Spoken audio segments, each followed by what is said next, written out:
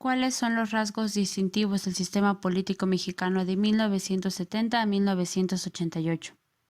Este video tiene como finalidad describir tres procesos políticos y de la misma manera mencionar sus características. Durante el periodo de 1970 a 1988 se encuentran los sexenios de Echeverría Álvarez, López Portillo y Miguel de la Madrid.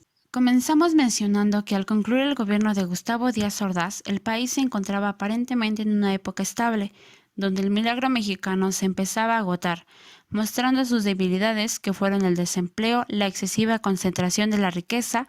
Sin embargo, el autoritarismo y los excesos de represión se encontraban intactos. Seguían siendo el instrumento para mantener la supuesta paz social.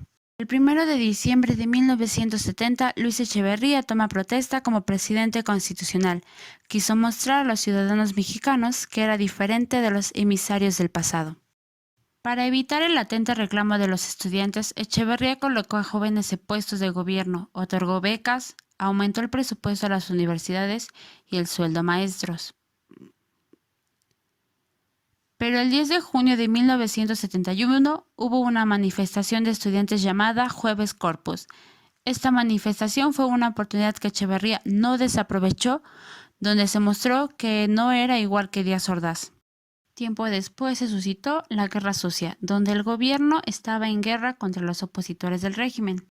Uno de los mayores errores de Echeverría fue cuando decidió hacer a un lado la política económica del desarrollo estabilizador, para dar paso al desarrollo compartido, ya que estaba a favor de la iniciativa privada, promoviendo la intervención del Estado en las actividades empresariales.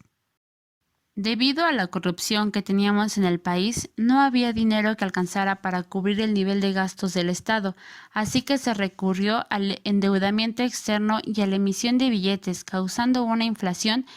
La política exterior frente a Estados Unidos fue en buenos términos, se hicieron llamar por los especialistas como relación especial, hasta la crisis del dólar. A través de la Carta de Derechos y Deberes Económicos de los Estados, Echeverría enarboló la defensa de la economía de los países del tercer mundo y organizó una serie de giras presidenciales. Fue para beneficiar la exportación de productos mexicanos a otras naciones. Para concluir con esta sección encontramos un fracaso por parte del gobierno. Luis Echeverría había dejado al país sumido en una profunda crisis económica y política. La inflación estaba por las nubes y el peso por los suelos. Pero nada de esto impidió para que en las elecciones de 1976 el PRI ganara de manera unánime por falta de oposición. El siguiente sexenio a comentar es el de José López Portillo y Pacheco. Toma posesión como presidente de la República el 1 de diciembre de 1976. Los 2 primeros años estarían dedicados a tomar medidas emergentes a fin de crear entre los empresarios, los inversionistas y la comunidad internacional un ambiente de confianza en el gobierno mexicano. El gobierno había firmado con el Fondo Monetario Internacional el compromiso de no contratar más deudas, controlar el déficit presupuestal, recortar el gasto público y restringir las políticas salariales. Esas medidas fueron necesarias debido a la crisis en la que México se encontraba gracias a las decisiones del presidente Luis Echeverría. Podemos observar que en 1977 se abrió claramente la posibilidad de exportar petróleo a gran escala debido a la crisis del petróleo que suscitaba el mundo. Las relaciones entre México e Israel habían mejorado considerablemente y el gobierno aprovechó la coyuntura política en el Medio Oriente. López Portillo previó el crecimiento por arriba del 5% para 1978. Durante este tiempo, México tenía una relación bilateral con Estados Unidos en términos justos y equitativos. Esto fue hasta 1977, donde el presidente de Estados Unidos, Jimmy Carter, ordenó cancelar el contrato a menos de que México bajara su precio. Debido a la situación en la que México se encontraba, prefirió no vender nada, ya que consideraba que la riqueza petrolera le concedía ese derecho. Desde 1976 a 1982, los yacimientos colocaron a México en el cuarto lugar a nivel mundial.